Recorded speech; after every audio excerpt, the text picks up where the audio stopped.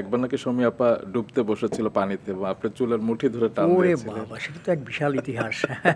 আমরা বিক্রমপুর গিয়েছিলাম শুটিং করতে। এটা আমাদের শহীদুল হক খান ওনার একটি নাটক।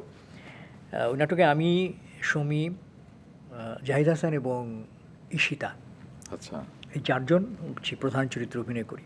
এটা কি তিথি ছিল? তিথি, হ্যাঁ হ্যাঁ তিথি।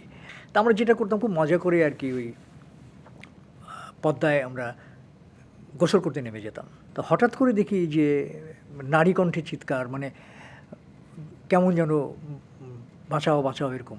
তো তাকেই দেখি যে সমী মনে ডুবে যাচ্ছে বা এরকম কিছু।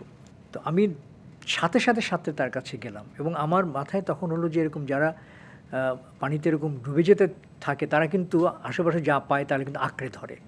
তখন কিন্তু মানে দুজনেরই খুব মানে প্রাণসংকুল অবস্থা হয়। তো ওইটা আমার মাথায় রেখে আমি সমীকে কোনোরকম কোনো সুযোগ না দিয়ে আমি মানে সেভ করার একটাই উপায়, সেটা হচ্ছে চুল ধরে টেনে নিয়ে আসতে হয়। না হলে আপনিও ডুবে যেতেন। না হলে মানে যে বাঁচাতে যাবে সেও ডুবে জি, জি। পড়বে।